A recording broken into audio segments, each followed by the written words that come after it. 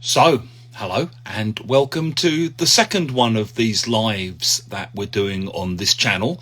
Hopefully this is going to be an ongoing thing that we do here on the Lexical Lab Teacher Development page. Talking to teachers whose work we find interesting, getting people in who can share their ideas and maybe throw ideas out to people out there. Today I'm going to be talking to Jon Hird, who some of you may know. He's someone who's done a lot of work in publishing, who's done a lot of work on grammar, and who has a new book coming out soon about teaching spoken grammar. Those of you who watched the last live I did with Danny Norrington Davis and Richard Chin, you may remember there was a part there where I was talking about the way in which my own perception of grammar changed really as I started to work much more from student output.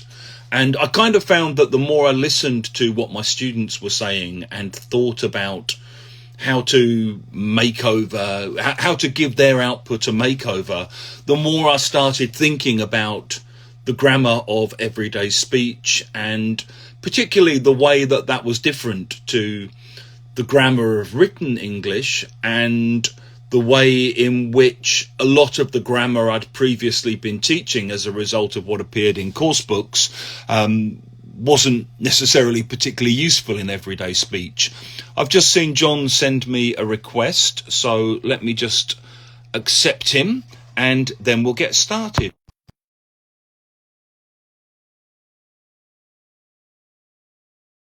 Lovely to have you with us.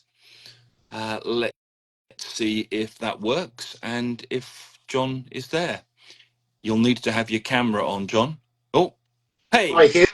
Hello, Jon. Can you see and hear me? And you, I can hear you. I can see you. You managed to join okay. Welcome to your first Instagram Live. Thank you very much. Yeah, good. How are you doing? I'm all right. How are you? I'm fine, thank you. Yeah, considering what's happening around us, but all good. Yes. You realise why that whole thing about "May you live in interesting times" was supposed to be a curse. Yeah. I miss the boring days, but there you go. Yeah. Anyway, we're not here to talk about that. We'll save that for We're not. So, yeah. I've got quite a loose kind of thing I'd like to do, really, Jon. Sure. If you don't mind, can we just kick off by just tell the audience out there a bit about yourself, who you are, how you got into teaching, all of that kind of thing. Yeah. Okay. I'm not sure if any people out there know me or know of me. I haven't actually seen the names. Yeah, my name's Jon Hird. I'm here in Oxford in my little study, as you can see. I've been teaching a long time. I did my Cert TEFLA, as it was called, now CELTA, back in January 1990. And I am one of the lucky few that I've never actually stopped teaching. So I've been teaching permanently since then. I now teach part-time at the University of Oxford, giving extra language support for the students who need it. Grammar's a thing of mine. I do a module called grammar. I do a bit of professional English, a bit of academic English. I'm also a teacher trainer. I do training for the university. We have a summer school every year. I also speak at conferences, often at the request of the conference organised themselves or for one of the publishers, which Macmillan and OUP have been my main publishers over the years. So teacher trainer and a materials writer. I've done a little bit of most things, a bit of course book writing, grammar writing, other resource material. So that's me. How did I get into it? Well, there was a kind of sliding door moment. I was doing my Did it involve PGCE. Paltrow? No, it didn't. Yeah, okay, no. And nor did it involve a train or whatever it was that she... Yeah. I was doing my PGCE, my postgraduate certificate in education, which, just in case you don't know, is the standard qualification to be a teacher in a state school in the UK. And it was my Easter holiday, and there was a knock on the door, and a friend of mine said, "John, do you fancy earning a bit of money in the holidays teaching English to some Italian kids?" I said, "Yeah, sure, when?" 10 minutes. So he just said, "We've been let down. Don't worry, we've got a few games for you to do." And I think I was still in my pajamas. So I quickly sort of freshened up, threw on some clothes.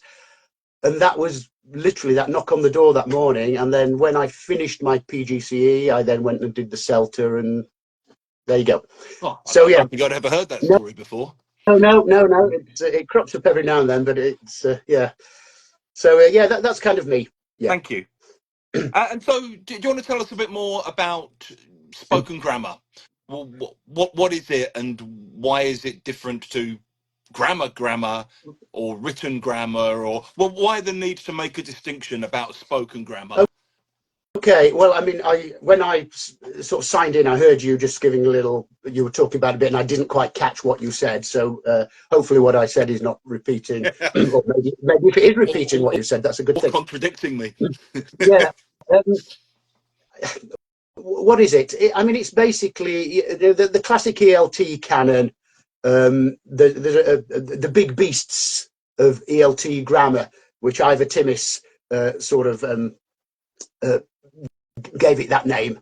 And I think there's been a recent book by, is it Graham Burton and someone else, about the big beasts. The classics that are in all the syllabuses, the relative clauses, your first, second, third conditional, your present perfect versus past simple, etc., etc., etc. But the way we actually use language is often a bit different from that, or there's much more than these classic big beasts. What is it? Well, it's a good question.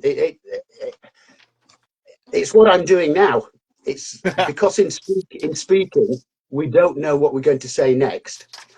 Consequently, we kind of make it up as we're going along. Whereas in writing, we've got much more time to craft it, top it and tail it, and make the content more dense. So I guess broadly speaking, that's what it is. It's these different grammar patterns, like I did when I just was doing a bit of hesitating and I'm thinking what to say next. What I've tried to do, you know, as you may have mentioned, or you may know, I'm just about to have a book published, spoken grammar, how to teach spoken grammar. And what I've tried to do, I've tried to align it with the big beast to a certain extent. You know, there's been a lot of research over the years, a lot of very corpus-based research, which is very, very interesting and very theoretical, but there hasn't really been much of a practical application. So what I've tried to do is look at some classic features of spoken grammar, syntactical, etc. A lot of it is kind of quite lexical chunks, and formulaic chunks. And I've tried to sort of align it with the classic ELT, so that if you're teaching this, a classic ELT grammar point, hey, you can just go down a little tangent if you want and look at how we tend to use it in a spoken, in speaking. Yes, so I mean, you know, I could give some specific examples of. Give a few specific examples of what you're talking about. Okay, well, I mean, what I've got here in anticipation, I've got the kind of contents page of the book that's coming out. So, for example, I start off with a big overview of some broad global spoken grammar features, things that we can't particularly teach, but things that it's useful to be mindful of. And if our students are doing this, let's not worry about it. Things like hesitation, repetition, what we call clausal blends or syntactic blends, when we kind of start a sentence and then for some reason during the production we end it in a different way, so that the two bits of grammar don't gel together. A classic case is that, and again, connecting back with ELT, we don't use if we use the present perfect, we don't say when. Yeah. We've all taught it 1,000 times. But that's a nice example of a kind of syntactic blend. So we often maybe start with the present perfect for the reasons we use the present perfect, i.e. the some nowness and the some now relevance. And then we decide we're going to say when. Yeah. So that's a classic case, you know, oh yeah, I've seen him last week. Yeah. It's interesting you mentioned that, because on the English questions answered group I run on Facebook, I mean, this is one of the most commonly asked questions, because Yeah. I guess a lot of teachers who've learned English as a second or third language have learned all the rules and noticed the exceptions in a way that maybe you wouldn't if you weren't a grammar teacher Sure. or an English language teacher, if you were just a fluent user. And I get lots of questions saying things like, how can this be possible? I heard a native speaker, an educated person in a podcast say, I've seen him last week. Yeah. And you know, it's like, it's exactly this, that often when you start a sentence, you don't know where you're going to land. Yeah. Exactly. That's exactly it. And yeah. And another one is theirs, there is, then with a Yeah. plural. And Super common. Yeah. we often use theirs as a kind of Yeah. placeholder. We don't quite know where we're going. So there's several of them over Yeah. there. Yeah. And that's another one of the little syntactic blends. So that's one key feature. So I, as I've sorry to interrupt. I often wonder with theirs whether there's also a phonological aspect to it, which is when you're saying things like "there's a lot of." I mean, trying to say "there are a lot of" is really exactly, difficult. You know, it's a real mouthful. There are a lot of, whereas I, there's a lot yeah, of. You know, it just sounds reductive, and you yeah, just kind of end up going, "There's a lot of people there." exactly. It could You be a know. phonological element, like you said. It could just be a placeholder. Also, you mentioned a lot of, even though that's we often think of a lot of as one thing. Yes. Yeah, what one collective whole. Yeah. So that's probably a factor as Yeah. well. So it's a combination Yeah. of these things. So yeah, I think the point is, if our students are doing this, you know, let's not worry too much about picking them up. Hey, you can't use if you use the present perfect, you can't say when. You know, be mindful that it's quite a natural, a very natural aspect of speaking, Yeah. and ditto with theirs, and so on and so on. Um, yeah, so as I said, what I've done at the beginning is these more global features, ones that perhaps we can't teach, but we need to be aware of. The concept of idea units, which Okay. which is the average idea unit is 2 seconds and up to 2 seconds and up to 7 words long. And when we're speaking, it's what exactly I've been doing, you know, because as I said, we don't know where we're going. We just speak in these little chunks of idea, Yeah. one idea, then another idea. Yeah. And researchers said, as I said, up to 2 seconds, up to 7 words on average.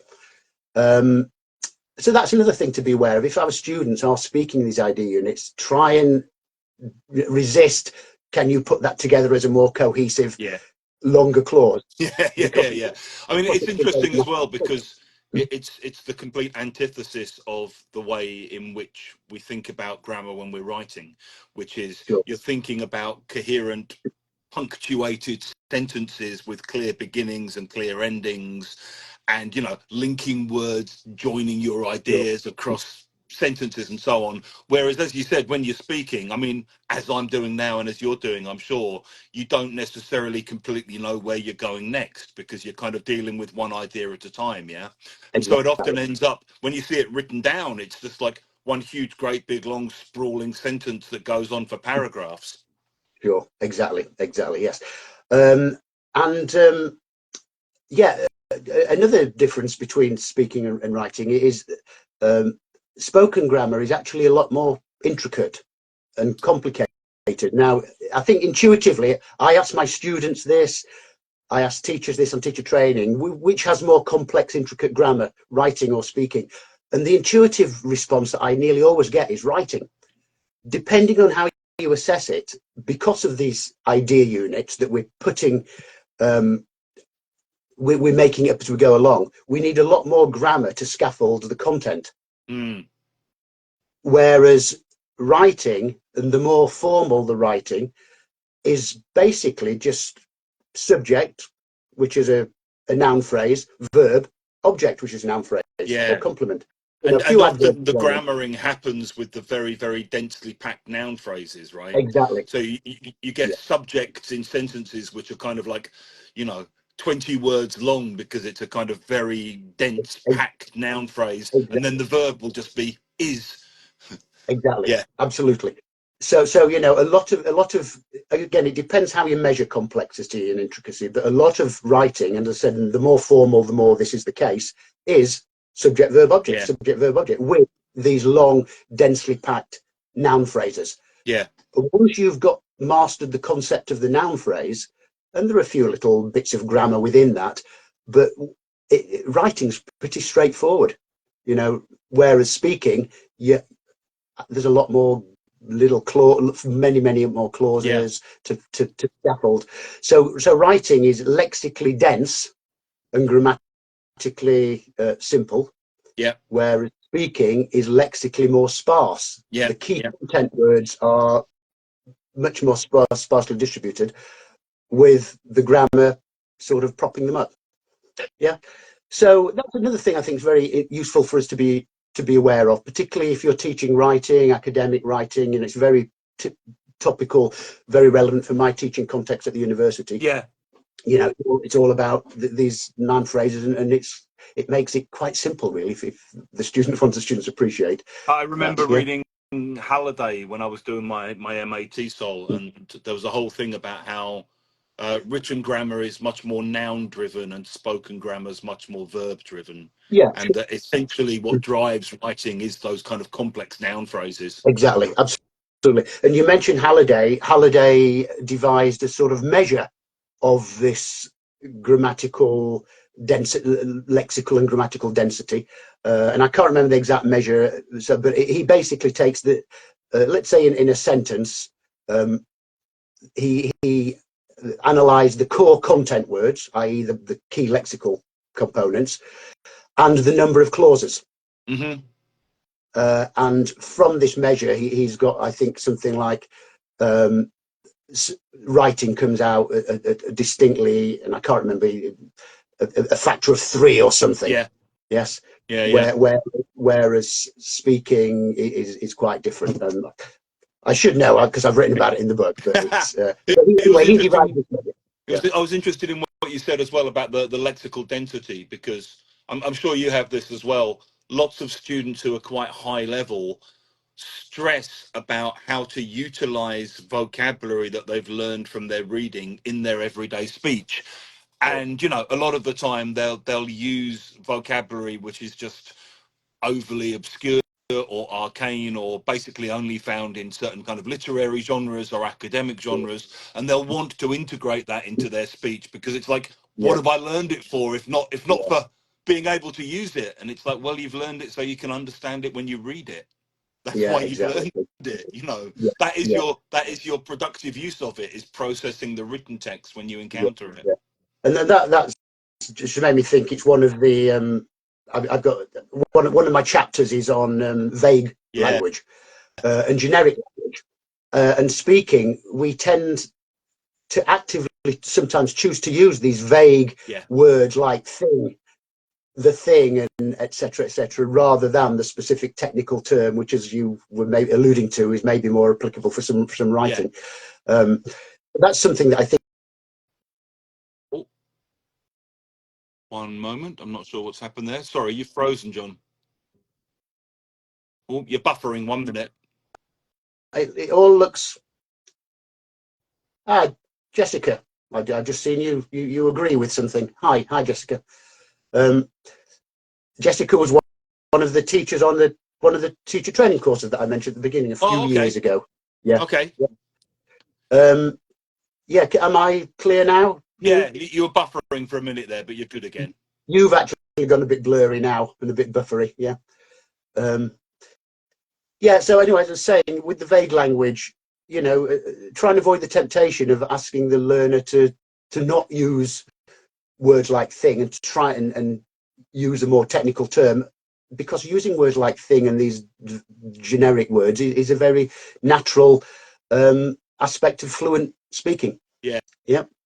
I mean, I often get it when I get students at very high levels asking me for specific words for things they've got in their own culture. And I Right. know that sometimes they get frustrated because you kind of end up having to say, what? So it's sort of like a little square window thing in the middle of the big window that you open to let some air in sometimes. We don't have a word for Yes. that. But what would you call Yeah. it? It's like, I'd call it a little window in a big square Yeah. window that you Yeah. open to let some air in.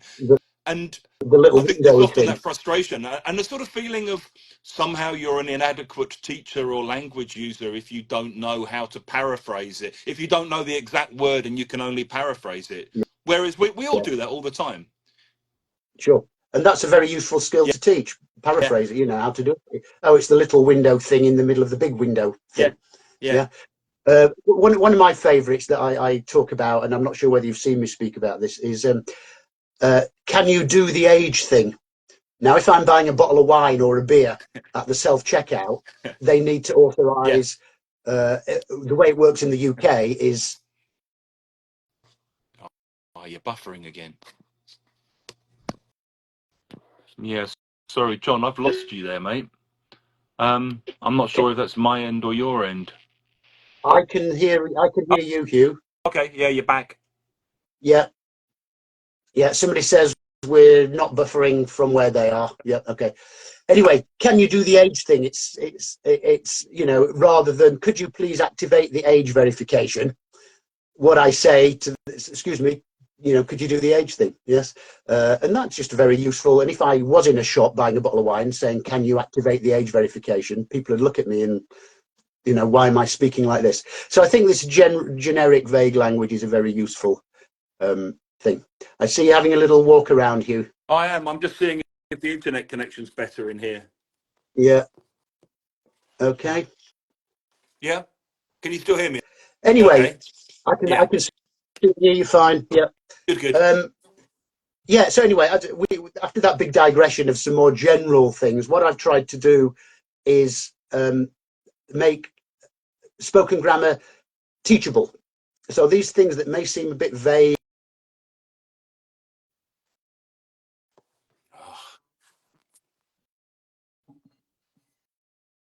auxiliary verbs, which is much more high frequency in speaking than in writing. Using auxiliary verbs in a whole range of ways. Yeah. Short spoken responses. I've got a chapter called non-auxiliary short spoken responses. And this is where there's a lot of these kind of formulaic fixed phrases, expressions. Linking devices, ones that particularly we use in speaking rather than the more formal ones that perhaps we use in writing. I've got a section on spoken questions, so like declarative questions, where you just a statement, but it's a statement as a question. Okay. Can you give an A little thing example on of the pronouns. statement of question, John? Well, he's gone. Yeah. Where you're rising into he's gone, rather than has he gone. Yeah. So basically, just an affirmative, well, not necessarily affirmative, but just a statement. But the intonation turns it into a question, which of course is clearly a feature of speaking. Yeah, it's Yeah. very common. Yeah. I mean, I'm just having a look here. Yeah. So I've got my section on spoken questions, declarative questions, negative questions, rhetorical questions, exclamation questions, which is a quite useful thing. So Kim, offer to help. Where we'd maybe say a person and then a statement. Yes. Yeah. Kim, and we often use it when we're being a bit critical. Yeah. Yeah. So that's a nice little. That's what I mean by I've tried to systemize these things. And apparently in my research I discovered these are called exclamation questions, or maybe I made up the term exclamation questions. I can't Okay. remember. Yeah. I can remember But for me, one of the first times I really started thinking about all this was when I just started writing innovations back in the early 2000s, I guess. And one of my students came in late. It was a Chinese lad who was doing academic English. And he came in late and he said something like, sorry to be late. There was a problem on the underground and consequently my train was late. And I remember thinking sort of like, no, yeah, just not consequently. So I thought, oh, it was that the underground was very, very hot and I couldn't breathe, something like this. And so we sort of stopped and I said, yeah, but not consequently. And he immediately corrected it to therefore. Right. And again, it was sort of like, yeah, but no. And he Yeah. sort of said, this is cause and effect. And it's like, well, it is in written English, yes, but in spoken English, you'd say something like, the train was so crowded, I couldn't get on it. And I Yeah. suddenly sort of realized there was this whole pattern of so plus an adjective plus a result, which I'd never seen taught. Like he was so drunk he could hardly stand up. I was so tired, I just fell asleep on the sofa, that kind of thing. Yeah. Yeah. And those kinds of patterns are everywhere in spoken English, but I think very rarely taught in course books because they're not in Murphy's, they don't have a name, they're not the big beasts of grammar, like you said. Exactly. Yes, and that's kind of what I've been trying to do. Find these little patterns. One very much based on my own observations over the years, but also research based as well. From the various people who've come before us.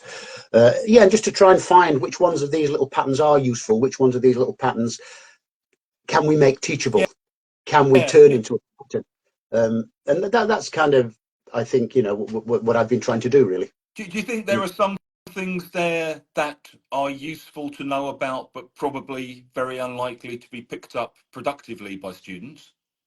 Exactly, and again, this is what I've put. A lot of this is very useful for the students' Yeah, receptive skills. yeah, yeah, And yes, and so getting back to what we said at the beginning about the idea units, once you're aware of that, that can help.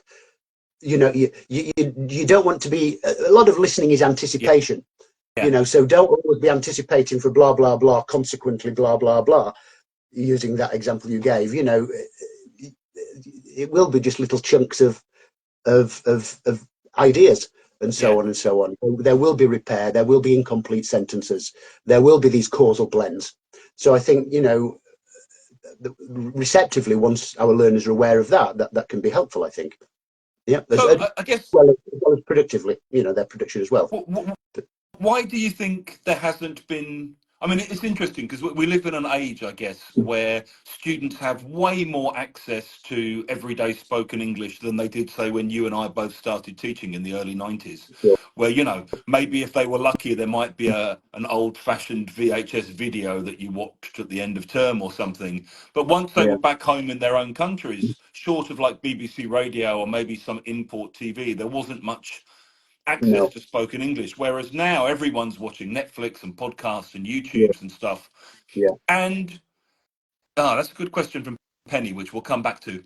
Well, hi, Penny. Uh, so, yeah, I mean, I think given that students have all this access to spoken English, why do you think there hasn't been more of this in course books? And why do you think general English has been kind of slow to adapt to the realities of the way spoken language works and kind of prioritizing that more?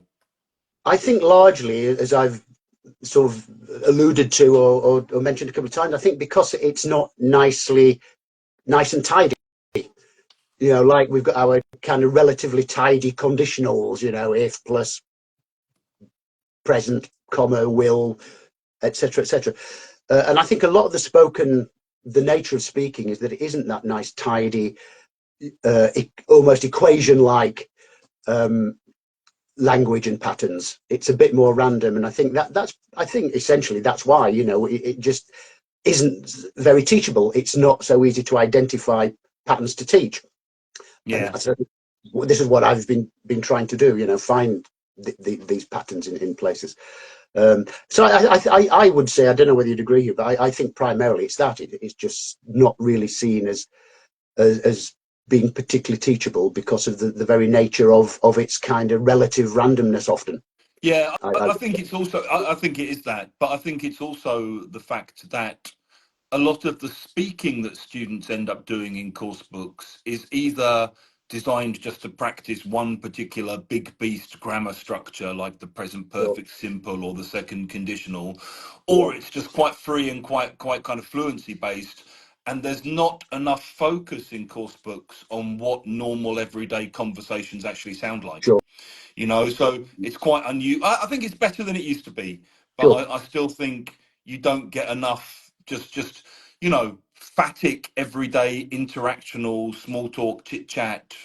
You know, not just getting things done, kind of transactional stuff, but just Sure, interactional, everyday conversation. I sure, still don't sure. think there's enough of that. And if you No, don't have much of that in course books, you're not going to have all of these kind of features. no, And you're not going to have a chance as a teacher just to draw students' attention to them. sure, There's a sure. question Penny's just asked there, which I think is really interesting. Hey, Penny, is this mainly useful for students who are going to be communicating with British or English people? Well, that's a good question. A lot of the examples that I have got in this book are from non-British people who are speaking English as a second Yeah, or additional third language, and so on yeah, and so yeah, on. So, I is it a sort of British English model? I don't know. I mean, it's an English model, um, so I think it's probably useful.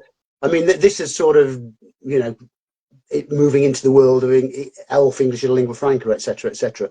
Um, I would say, in a word, no. I think it's just good for their general communication with other non-British, non-first language speakers.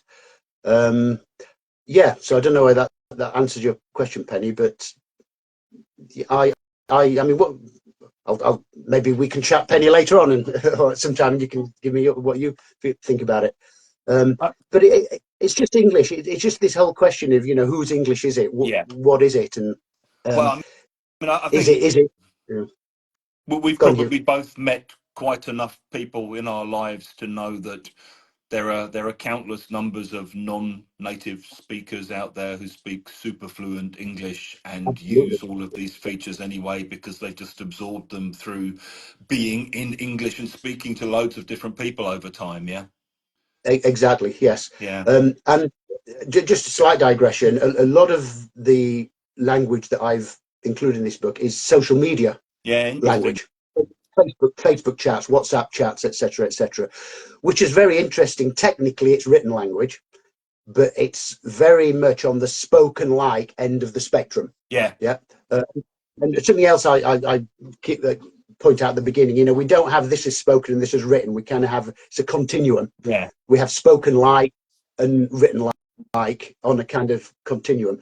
So the whole social media thing, where, as I said, you know, I chat like you do, like we all do, with people from all over the world, from a whole range of first languages. yeah. Um, and a lot of these spoken grammar features, they just naturally, instinctively do use.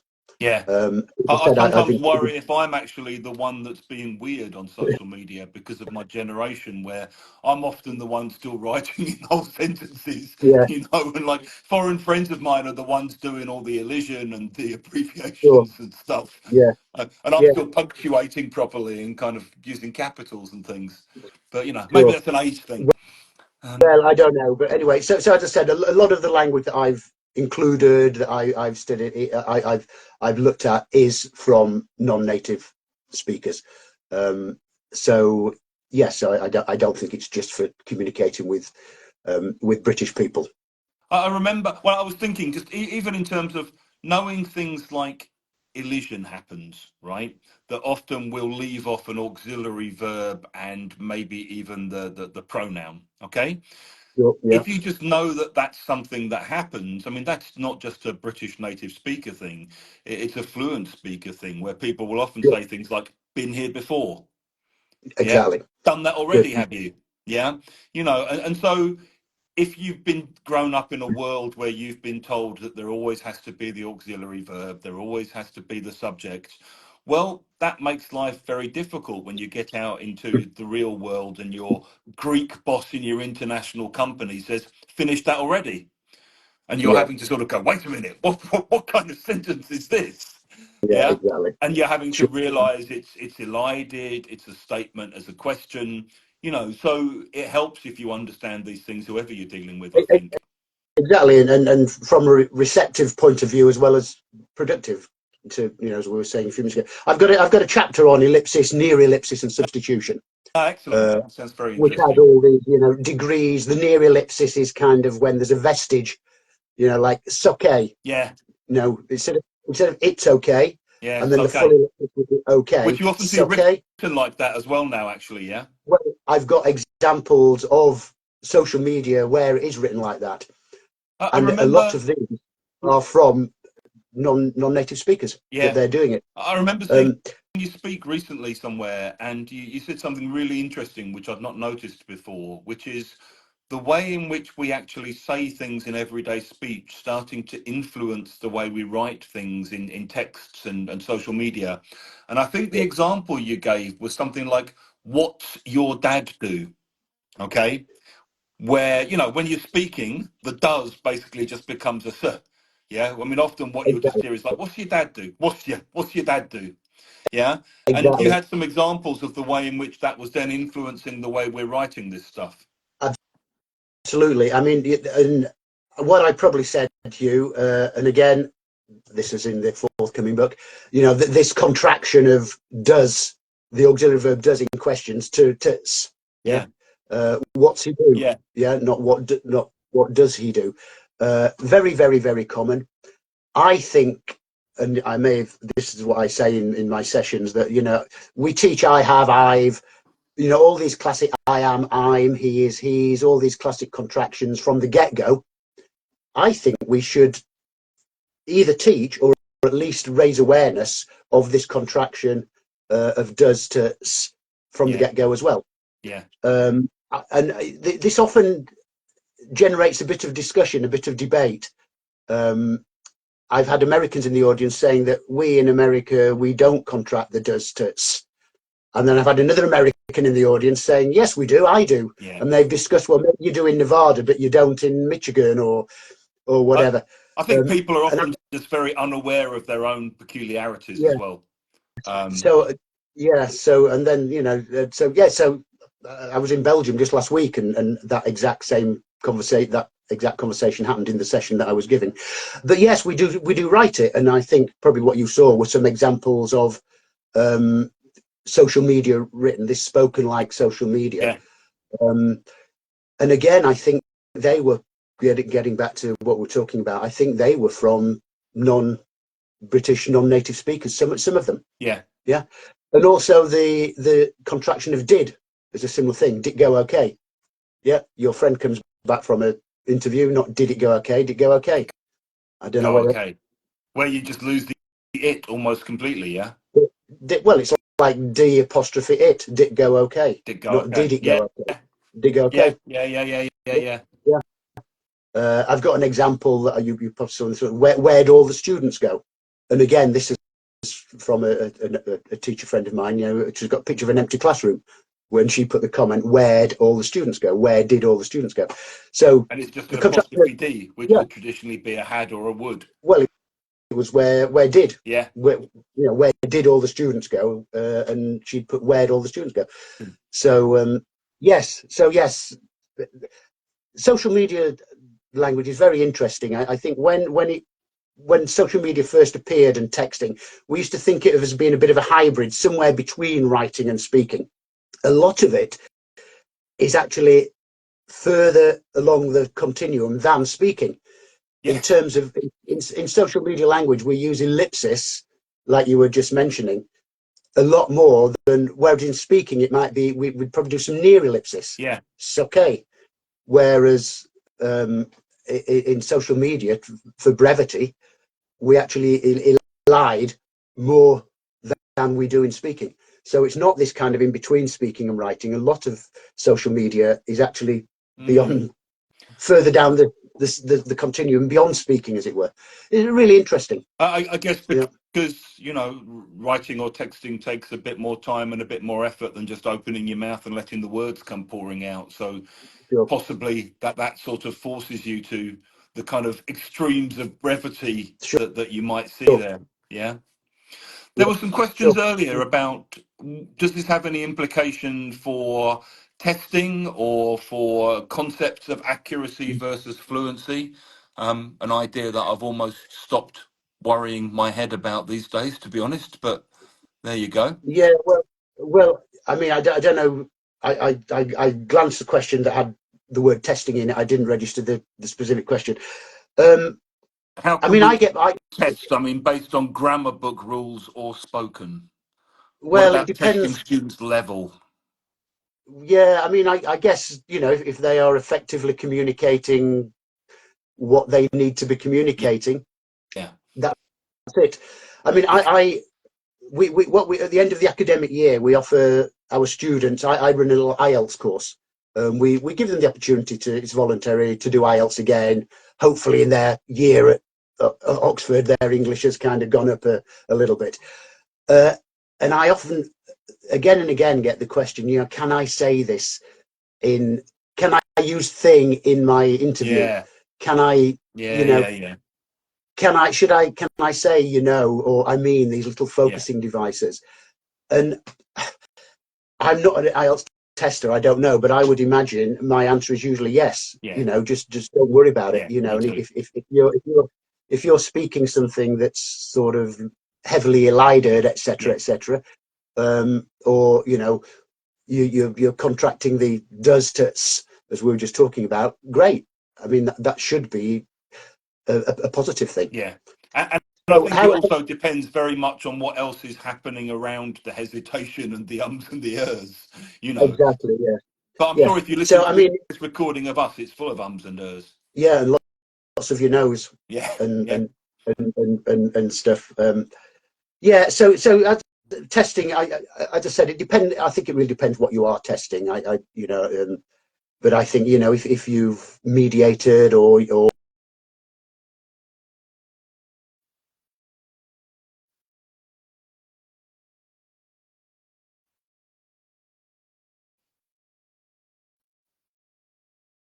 yeah. Yeah, you're buffering again for me, but let's see what you, happens in a minute. you are, yeah, you're going a bit blurry again, Hugh. Yeah, Yeah, sorry.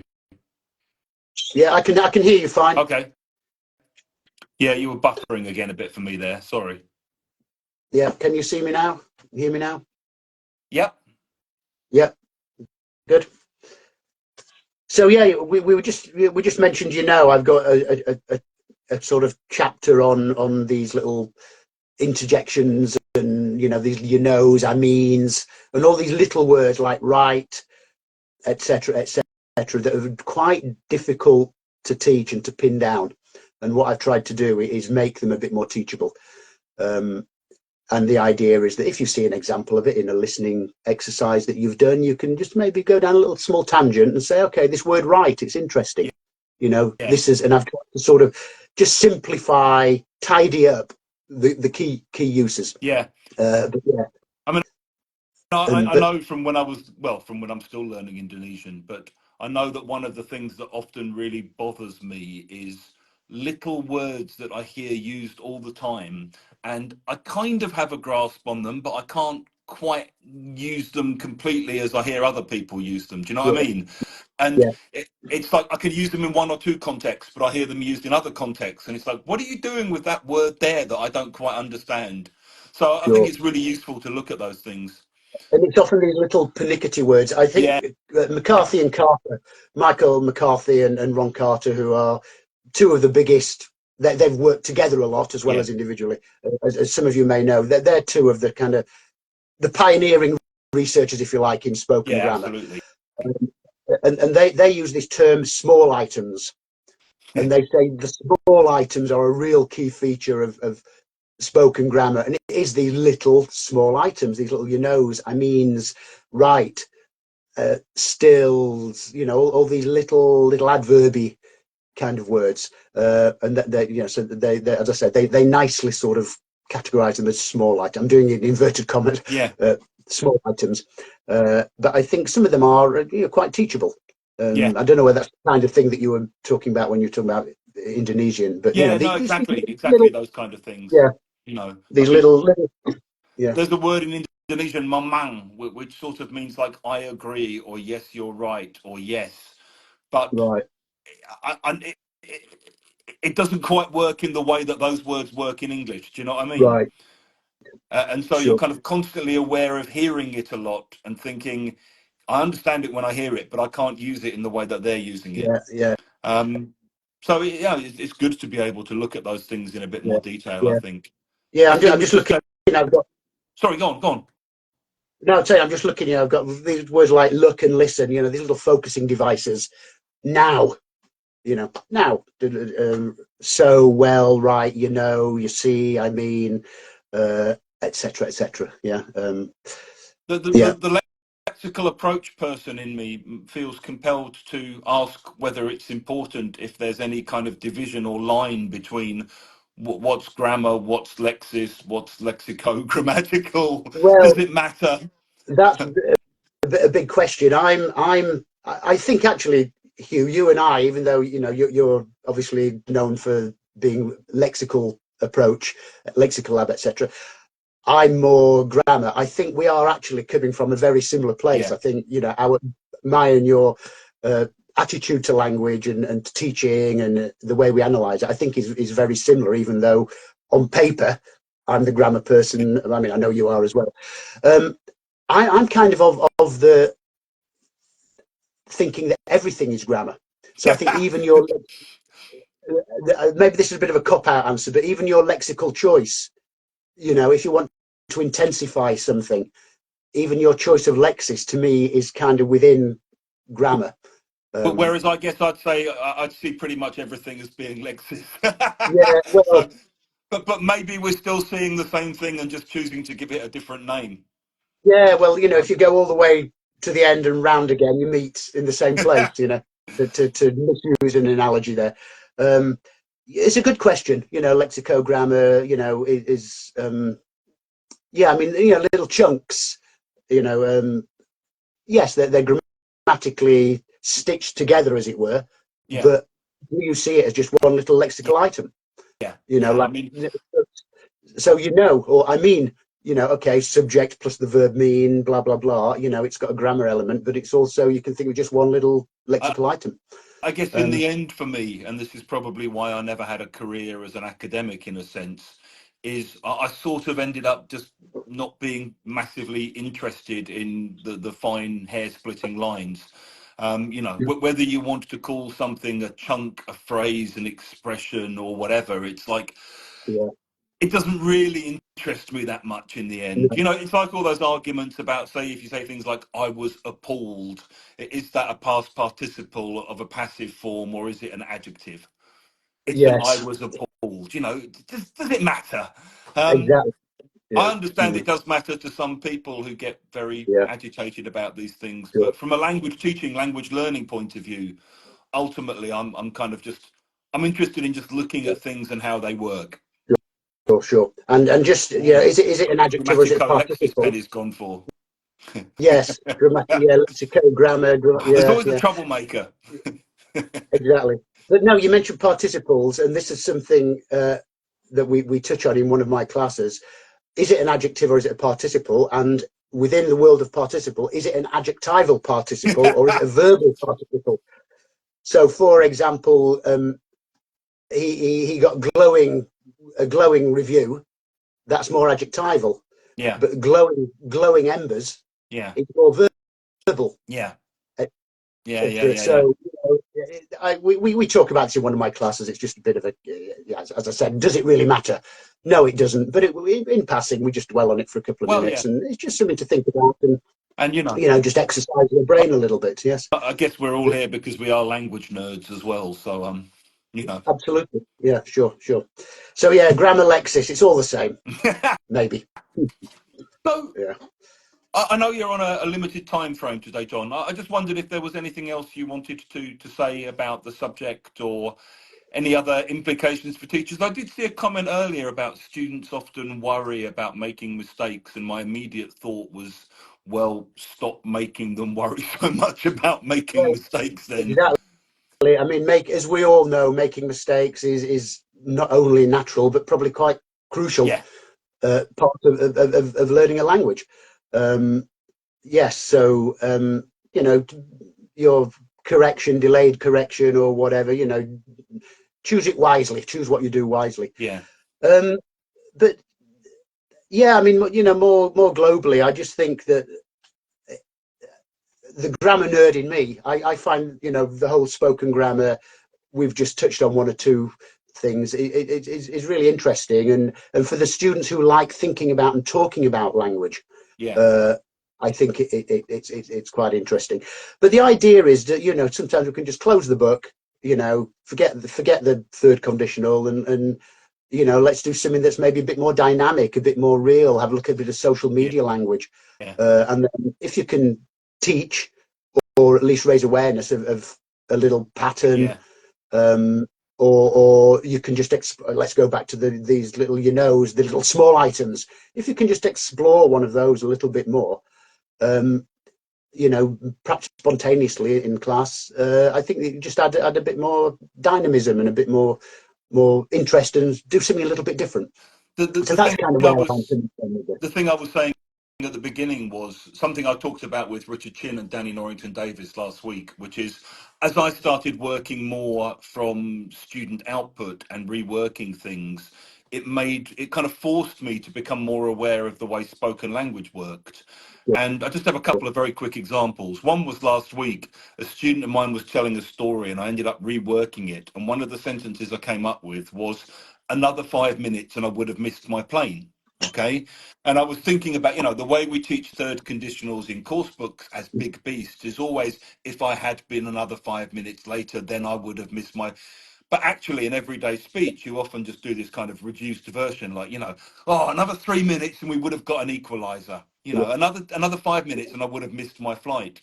That's just, you know, it's not massively generative, but it's quite a useful little chunk to notice. And then years ago, sorry, go on. I was just saying, getting back to, you know, using that another 5 minutes and I'd have missed the plane. You can just jam on it for a few minutes, you know. Yeah, just exactly. I think it is that. It's learning how to kind of roll with that as a teacher, yeah.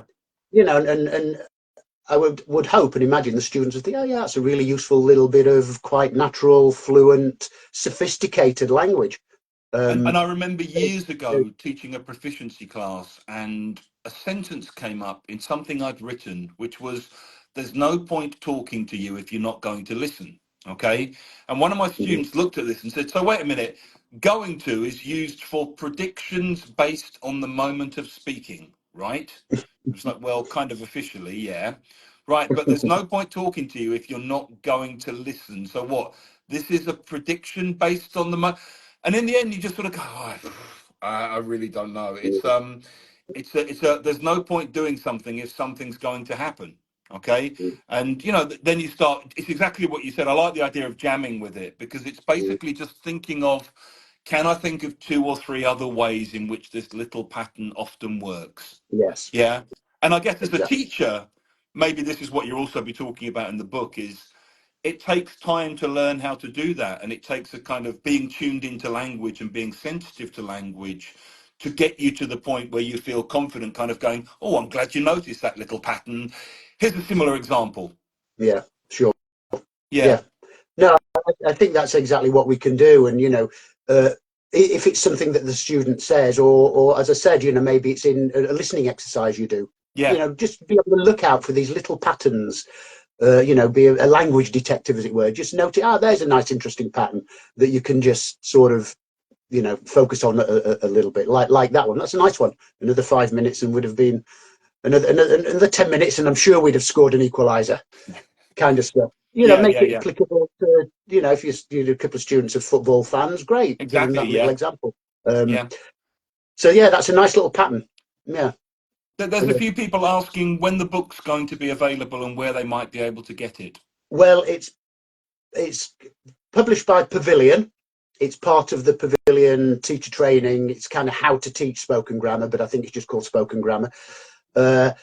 It's finished. It's wrapped up with the wonderful Penny Hands as editor. So I'd just like to say a thank you to Penny if you're still there. Again, it's with the publisher, so it's all finished. It's in their hands. It's in the production process. I don't know. Okay. To be honest. I will put a nice link in the story after this, just with a link to Pavilion and stuff, so people can see where they can get it from. Hopefully within the next several weeks, few months. Okay. Yeah, it'd be great if it's there for IATEFL, but I suspect that's going to come up a bit too soon. Yeah. But maybe in a couple of months, Oh, I think. okay. Yeah, I was actually asking them the other day, and they're going to get back to me, you know, when they've got a date. Okay. So I look yeah, forward to reading it soon. myself, John. Yeah, good, great, So thank good. you very much for giving up your time and for You're being very here, and welcome. well done on surviving your first Instagram live. Yeah, it's a pleasure, Hugh, as always. Very, Thank you you. know, talking about language Hey, you know. with a fellow language nerd like yourself. It's always fun. Thank Um, you, thank you, and and look forward to seeing you somewhere along the road sometime soon, John. Yeah, well, Edinburgh for sure. Edinburgh Yep, definitely. Yeah. All great. right Okay. then. Yeah, Anyway, thank you, everybody. I hope that was interesting. Thanks, you, and great. yeah. Thanks a lot. I'll share this up on the main page, by the way, and I'll stick it up on YouTube as Yeah, well in case anyone missed it or wants to go back and I check think you can anything. pre-order on the Pavilion website. I think there's a pre-order Okay, great. I'll button. put that up as well, John. Yeah. All Okay, right. brilliant. Thank you. You take care. Yeah. See you soon.